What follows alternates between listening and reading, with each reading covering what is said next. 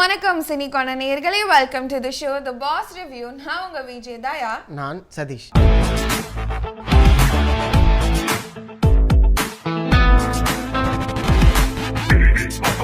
So Bigg Boss day 30 இத பத்தி பேச பெருசா ஒண்ணும் இல்லன்னு நான் நினைக்கிறேன். யார் சொன்னா இருக்கு அப்படியா? ஏன்னா பிராங்க் பத்தி நம்ம நேத்தே வந்து ரிவீல் பண்ணிட்டோம். அண்ட் ஆஹா ஓஹோ ஹோட்டல் அப்படின்னு ஒரு டாஸ்க் வச்சாங்க. எக்ஸ் கண்டஸ்டன்ட்ஸ் தீபக், பிரியங்கா, அப்புறம் மஞ்சுரி வந்திருந்தாங்க. ஓகே. ஸோ எப்போதும் போல் ஒரு விஷயம் ஒன்று அங்கேயே நடந்துச்சு. என்ன ஆக்சுவலாக சொல்ல போனால் நேற்று வந்து பிக் பாஸ் வீடாகவே இருந்துச்சு. அதாவது இதுக்கு முன்னாடி இருந்த சீசன்லாம் எப்படி இருக்குமோ இந்த சீசனில் வந்து எப்போதுமே வந்து பார்த்திங்கன்னா டிசிம்பிள் கம்மியாக தான் வச்சு நம்ம கேட்குற மாதிரியே இருந்துச்சு. ஆனால் நேற்று வந்து நார்மலாக எப்படி நம்ம பிக் பாஸை பார்ப்போம், சண்டை இருந்தாலும் இல்லாட்டியும் அந்த வீடு வந்து எப்படி இருக்கும் அப்படிங்கிற மாதிரி தான் இருந்துச்சுன்னு வச்சுக்கலாம். அதான் போன சீசன் பிக் பாஸ் மாதிரி தான் நேற்று இருந்துச்சு. அதை அங்கே உள்ளவங்களே சொல்லிட்டாங்க. அண்ட் இன்னொரு விஷயம், நம்ம மட்டுமே அதை விமர்சனப்படுத்தலை. அங்கே உள்ளவங்களே சபரியோடைய ரோலில் வேறு யாரை நிற்க வைக்கலான்னு கேட்கும்போது எல்லாரும் பார்வதியாக தான் சொன்னாங்க. ஏன் அப்படின்னா ஒரு மாதிரி எனக்கு தெரிஞ்சு இதுலேருந்து வெளில வராங்கல்ல, அவங்களாம் பெரிய ப்ரீத் அவுட் பண்ணிட்டு தான் வருவாங்கன்னு நினைக்கிறேன். ஏன்னா ஒரு மாதிரி கச்சனே இருந்துச்சு. அண்ட் பிரியங்கா ஒரு விஷயம் ஒன்று சொன்னாங்க. என்னென்னா இங்கே இருக்கவங்க எல்லாருமே ஒரு மாதிரி அவங்கன்னே விளையாண்டுட்டு இருக்காங்க. இது டீமா ஏன் விளையாடணும்னு அவங்களுக்கு தெரிய மாட்டேங்குது. எல்லாரும் நல்லா இருக்கணும், ஏன்னா வைல்ட் கார்ட்ஸ் வந்தோமே இந்த சீசன் கேவலமா இருக்குன்னு சொல்லியும் அதுக்கான எஃபர்ட்ஸ் நம்மளால வந்து பார்க்க முடியல. அந்த விஷயம். அடுத்து வந்து திவாகரை எந்த அளவுக்கு சர்க்காசமா கலாய்க்க முடியுமோ அந்த அளவுக்கு பிரியங்கா போட்டு கலாச்சிக்கிட்டே இருந்தாங்க. அடுத்து உங்க ஸ்டிக்கர் தான் வந்து. ஆனா நாங்க பிச்சு போட்டுருவோம். அந்த ஜிம் வாசல்லாம் பார்த்தீங்கன்னா நீங்கள் இப்படி நிற்கிறது தான். அப்புறம் எல்லாத்தையுமே அவங்க வந்து கலாச்சாங்க. திவாகர் அதை எப்படி எடுத்துப்பாருன்னு நினச்சா தான் எனக்கு பயமாக இருக்குது. என்னென்னா பார்த்தியாமா நம்மளாம் வெளில பெரிய ஃபேமஸ் ஆகிட்டோமா, தர்பூசணிலாம் பேர் விட்டுருக்காங்களா அப்படின்னு நினச்சிட்டாருன்னு வச்சுங்க, ஐயோ ஒன்றுமே பண்ண முடியாது. ஏன்னா அப்படி நினைக்கக்கூடிய ஆள் தான் அவர். அடுத்து இவர் இருக்கார்ல தீபக், எல்லாரையும் ஒரு விஷயம் பண்ணிகிட்டு இருக்க சொன்னார். அப்போ வந்து தீபக் என்ன பண்ணார் அப்படின்னா, பார்வதி உங்களுக்கு பாட்டு பாட தெரியுமா? பாட தெரியும், இந்த பாடு பாருங்களேன், அப்படியே கனி பாடி அது அடுத்து ஒரு பாட்டுல ஆமா அடுத்து மாற்றி பார்வதி வந்து பாடினதெல்லாம் சும்மா அதை பாடணும்னு பாடிட்டு இருந்தாங்க. இவங்க கரெக்டாக டக்கா கொடுத்துருந்தாங்கன்னு வச்சுக்கலாம். பார்வதி பாடினதெல்லாம் கனிக்கு வந்து தக்கான்னு கேட்டால் கிடையவே கிடையாது. கனி மட்டும் இல்லை, அங்கே இருக்க எல்லாருமே அசால்ட்டு பண்ணாங்க. பட் ஒரு விஷயம் வந்து நம்மளுக்கு தெரிஞ்சுது, இங்கே இருக்க எல்லாருமே ஒருத்தவங்களை எதிர்க்கிறாங்க. அது பார்வதி எதுக்கு இதை டம்மி பண்ணாங்க அந்த ரோல் கொடுத்துன்னு எனக்கு தெரியல. பார்வதியை கொடுத்துருக்க மாட்டாங்க, ஏன்னா பார்வதி தானே கண்டென்ட். பார்வதியை கொடுத்துருந்தா உண்மையாவே இந்த வாரம் செமையா இருந்திருக்கும். ஏன் தெரியுமா? சும்மா யோசிச்சு பாருங்களேன், கச்சன்னு இருக்கிற இடத்துல இது அமைதியா தான் இருக்கணும் அப்படின்னா அதையும் பிரேக் பண்ணுவாங்க. ஓகேவா? இப்ப சபரி நேற்று நைட்டு நின்னாரு தெரியுமா? அதாவது ஃபுல் அண்ட் ஃபுல் நிற்கணும். ஐ மீன் எப்படி சொல்கிறது, இது வந்து 24 hours அப்படின்னு சொல்லும் போதுலாம் சபரி வந்து அங்கே நின்றுட்டே தான் இருந்தார். இந்த விஷயங்கள்லாம் இருக்குல்ல, பார்வதி நின்றுக்க மாட்டாங்க. எவ்வளோ நேரம் நிற்க முடியும்? ஒரு எம்ப்ளாயிக்கு 8 மணி நேரம் தான் இருக்க முடியும். இதை ஏன் பார்வதி பண்ணியிருப்பாங்க அவங்க நின்னாங்கன்னா? இப்போ பண்ணல. ஏன் அப்படின்னா அது அவங்களுக்கு தேவையில்லாத ஒரு விஷயம்னு நினச்சிட்டு போடுவாங்க. மற்றவங்க அதே அவங்களுக்கு நடக்கும்போது அப்படியே எல்லாருக்கும் இது சமமான விஷயம் அப்படின்னு பேசுவாங்க. எண்ட் ஆஃப் த டே இது அவங்களுக்கான ஒரு விஷயமா தான் அவங்க எடுத்து பேசிக்கிறதுன்னு வச்சுங்களேன்.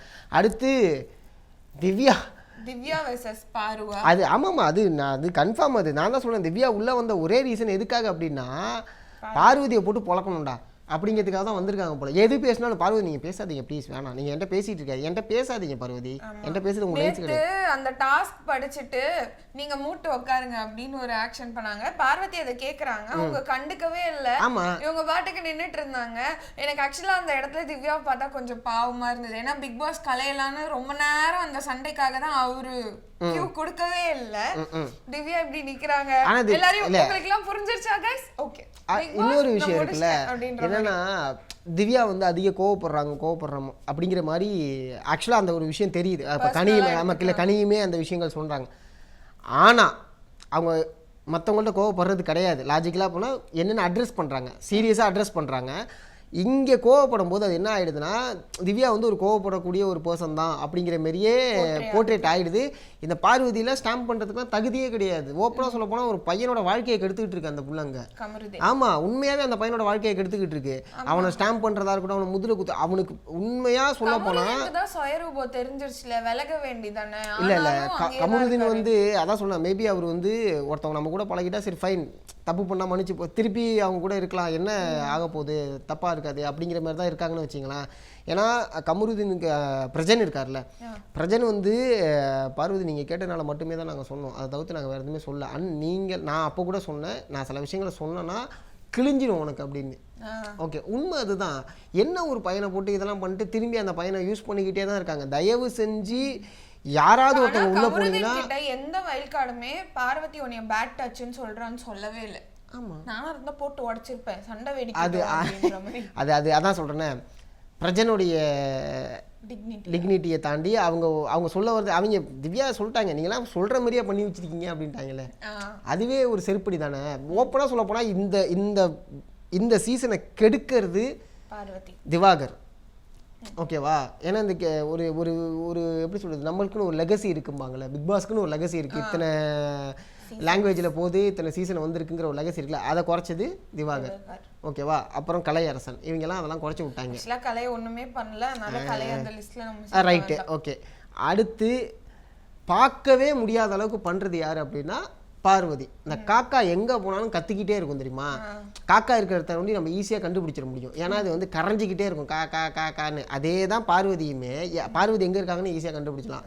நேற்று அசிஸ்டன்ட் மேனேஜராக அநியாயத்துக்கு அழிச்சாட்டே பண்ணிட்டு இருந்தாங்க, எல்லாரும் மீட்டு கம்ப்ளைண்ட்லாம் பண்ண ஆரம்பிச்சிட்டாங்க திவ்யாட்ட. அதுக்கு கனி கேட்கும்போது ஒரே அக்கா நான் என்னக்கா பண்ணுறது, நீங்களே சொல்லுங்களேங்க்கா.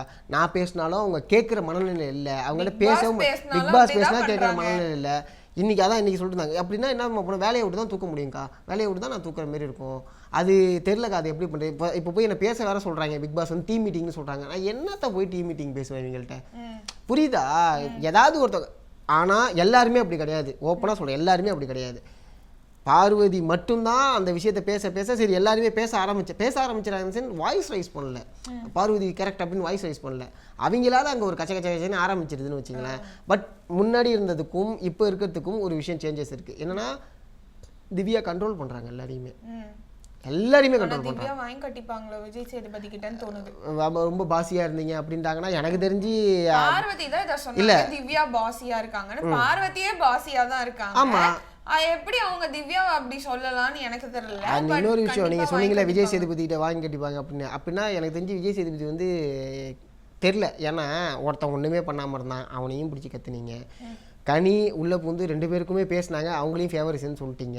இப்போ பிரவீன் மிலிட்ரி மாரி கொண்டு வந்தார், அங்கேயும் இந்த பார்வதி கச்சஞ்சி திரும்பி பிரவீனோட இதுவும் பெருசாக நல்லா இல்லைன்ட்டீங்க. அப்போ என்ன தான் பண்ணால் நீங்கள் கரெக்டாக இருக்குன்னு சொல்லுங்க தான் நம்ம கேட்கணும். அதனால தான் சபரி சொல்கிறாரு, தலையாக இருக்கிற பேரை கெடுத்து விட்டுருதா பார்வதி. ஐயோ விஷத்துலையும் விஷம், 1ஆம் நம்பர் விஷம். இங்கே அதான் இங்கே சொன்ன கமருதீனோட ஃப்ரெண்ட்ஸாக இருக்கட்டும் எல்லாருமே அவங்களுக்கு தெரியுது. அவங்க வீட்லேயே கமருதீனோட வீட்லேயே அதை வந்து நினச்சி வருத்தம் தான் படுறாங்க. ஐயோ ஏன்டா இந்த புள்ள வந்து இவனை போட்டு இப்படி இது பண்ணிக்கிட்டு இருக்கு, இவனுக்கு பாவம் எதுவும் தெரிய மாட்டேங்குது.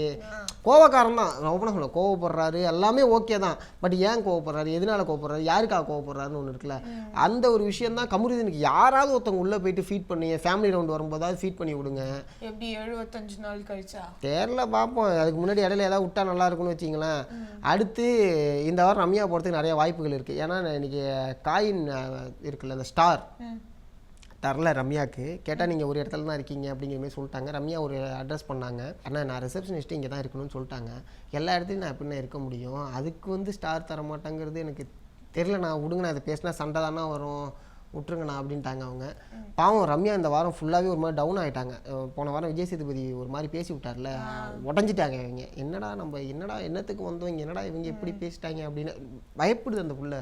ரிசப்ஷனிஸ்டாக இருக்கும்போது வந்து திவ்யாட்ட கேட்குறேன், அக்கா எனக்கு இங்கிலீஷ் அவ்வளோவா பேச வராதுக்கா, என்னக்கா பண்ணுறது.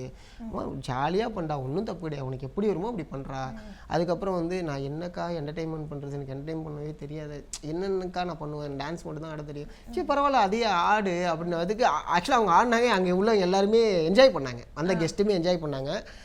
ரூத்லெஸ்ஸாக நடந்துக்கிறதா சொல்லியிருக்காங்க கெஸ்ட்டு, சொல்லியிருந்தாரு. ரூத்லெஸ்ஸாக நடந்தால் நல்லா இருக்கும். அதே மாதிரி அவங்க என்ன சொன்னாங்கன்னா, இவங்களை இது உடைக்கணும், இதை அதை உடைக்கணும், இப்படி நம்ம ஸ்ப்ளிட் பண்ணோம், அப்போ என்ன வருது அப்படிங்கிற மாதிரிலாம் வந்து கேட்டாங்க.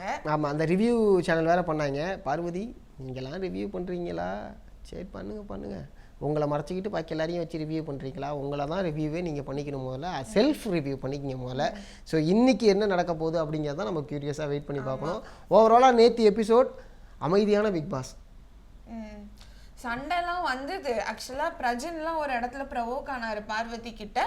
எப்பா அந்த பிள்ளைக்கு ஒண்ணுமே தெரியலப்பா, அதை விடுங்கப்பா. அந்த பிள்ளைய டான்ஸ் வேற ஆட வைக்கிறீங்க, படாத பாடுபடுத்துறீங்க, அதெல்லாம் பண்ண விடாதீங்கப்பா. கேட்டா என்னுடைய வறுமை என்னதே என்னுடைய ஏதோ ஒன்று சொன்னிச்சு அந்த பிள்ளை, அந்த இதை காட்டுறதுக்கு நல்ல சான்ஸ் இதுதான். ஒன்றும் இல்லை, நல்லா இல்லை, பார்க்க முடியல. இதை தாண்டி நாங்கள் என்னத்த சொல்றதுன்னே எனக்கு புரியல. பார்வதி ரொம்ப செல்ஃப் கான்ஃபிடென்ட் விமன் நினைக்கிறேன். இது பண்ணாலும் நான் நல்லா தான். அதாவது சில பேர்லாம் இருப்பாங்க அட்டென்ஷன் கிரியேட் பண்ணுறதுக்காக கிரிஞ்சாவோ ஏதாவது ஒன்று பண்ணிக்கிட்டே தான் இருப்பாங்க. ஓகேவா, அந்த மாரி கேஸ் அதெல்லாம். கெஸ்ட் வந்திருக்காங்க அப்படின்றதுனால எல்லாரும் கம்மியா சண்டை போட்டுக்கிறாங்க போல. பிரவீனுக்கும் பார்வதிக்குமே சண்டை வந்துச்சு உள்ள. பார்வதி வந்து பேசிட்டு ஓகே நீங்கள் உங்கள் வேலையை பாருங்க போங்க அப்படின்னு. பார்வதி இங்கே வாங்க, இங்கே வாங்க, அந்த பயம் இருக்கட்டும். என்ன பயம் இருக்கட்டும், நீங்கள் பேசிட்டு அப்படியே கிளம்பி போறீங்களா, ஏதோ நீங்கள் பேசினதை பார்த்து நாங்கள் பயந்து நின்ன மாதிரி, அப்படிலாம் இங்கே இருக்க முடியாது, கிளம்புங்க அப்படின்ட்டாங்க. உடனே பார்வதி நீ இப்படி ஒரு முறை முறைச்சாங்க. ஐயோ அது ஃப்ரேம் வைக்க வேணாம்னு நினைக்கிறேன். எனக்கு ஒரு மாதிரி இரிட்டேட்டா இருக்கு, தெரியல. இதே பிரவீன் பண்ணாங்கன்னா முறைக்கிறாங்க, இன்டிமிடேட்டிங்கா இருக்கு. பார்வதி பண்ணி இரிட்டேட்டா இருக்குல்ல. இன்டிமிடேட்டிங்கை விட ரொம்ப மோசமானதான் இரிட்டேஷனு. சில பேர்லாம் பார்த்தாலே ஏன்னே தெரியாது இரிட்டேட் ஆகும்ல, அந்த மாதிரி கேஸ் தான். ஆமா. ஸோ வந்து இந்த ஹோட்டல் டாஸ்க் தான் இந்த வாரத்துக்கான டாஸ்க்னு நினைக்கிறேன். முன்னாடியெல்லாம் டாஸ்காக போட்டு அடிப்பாங்க. Luxury budget, weekend task, jail task, இவங்களை வச்சுட்டு ஒன்றும் பண்ண முடியலங்க. நான் இன்னொன்று சொல்லவா, நாமினேஷன் ஃப்ரீ பாஸ்க்குன்னே ஒரு டாஸ்க் வைப்பாங்க. இவங்க இப்போ வைக்கிற டாஸ்க்லயே நாமினேஷன் ஃப்ரீயை கொடுத்து விட்டுறாங்க. அதான் சொல்றேனே, இவங்களை வச்சுட்டு என்ன பண்ண முடியும். இதுவே உள்ள வந்து கெஸ்ட்டு தனி, உள்ள இருக்கக்கூடிய ஹோட்டல் ஸ்டாஃப்ஸ் தனின்னு பிரிச்சாலே பெரிய பஞ்சாயத்தாக இருக்கும். ஓகேவா, நீ சொல்றத நான் ஏன் கேட்கணும், நீ இதை கேட்ப, நான் வட்டையை செஞ்சு தரணுமா அப்படிங்கிற மாதிரி பேசி. பழைய சீசன்ஸ்லாம் அப்படிதான்.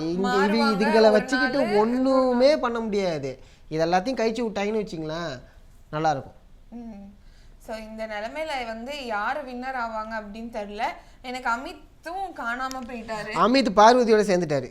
அப்படியா? ஆமா ஆமா, பாவம். அவர் எதுக்கு வந்தாருன்னு தெரியல. இப்போ எனக்கு அப்படி தான் இருக்குது. பார்வதியோடு சேர்ந்து நீங்கள் கேம் விளாட்றதுக்கு ஆல்ரெடி ஒருத்தர் விளாண்டுட்டு இருக்காரு, முதல்ல குத்து வாங்கிட்டு. நீங்களும் குத்து வாங்கிட்டு உட்காருங்க. அதே வேலை பண்ணாங்க அவங்க சும்மா. திவ்யா அண்ட் சாண்ட்ரா ஒரு செட்டாக இருக்காங்கன்னு நினைக்கிறேன். எது நடந்தாலும் திவ்யா போய் சாண்ட்ரா அக்கா அப்படின்றாங்க. லாஜிக்கலா ஒரு விஷயம் தான். முன்னாடியே இருக்கவங்க ஒருத்தவங்க, இப்போ நம்ம கூட வந்த ஒருத்தவங்கன்னா நம்ம கூட வந்தவங்கள தான் நம்ம பேசுவோம். மேபி அவங்களது நல்ல செட்டுன்னு. ஸோ நம்ம யார் கூடலாம் வந்து சண்டை வெடிக்க வாய்ப்பு இருக்கு அப்படின்னா வந்து சாண்ட்ரா பார்வதி, திவ்யா பார்வதி, கனி பார்வதி. ஏன்னா கனி கொஞ்சம் பார்வதி கூட எல்லாரோடையும் சண்டை வெடிக்கும், அவ்வளோதான், முடிஞ்சிருச்சு. ஓகே, ஸோ இதுதான் வந்து டே 30 பிக் பாஸ் எபிசோட்கான ரிவ்யூ. ஸோ ஹோட்டல் டாஸ்க் இன்னைக்கும் வந்து தொடரும். இன்னைக்கு எப்படி போகுது, ருத்லஸாக இருக்காங்களா கெஸ்ட்டு, என்னெல்லாம் பண்ணுறாங்க, ஏன்னா நாளைக்கு மார்னிங் பிரேக்ஃபாஸ்ட்லேருந்து ஆரம்பிக்கலாம் அப்படின்னு சொன்னாங்க. ஸோ அவங்க எப்படிலாம் குடைச்சல் கொடுக்க போகிறாங்க அப்படின்றத பொறுத்து இருந்து பார்ப்போம். நீங்கள் பிக் பாஸ் ரிவ்யூஸ்லாம் பார்க்கணுன்னா மறக்காம tune in to the boss review. நான் உங்கள் விஜய் தயா. நான் சதீஷ். டாடா.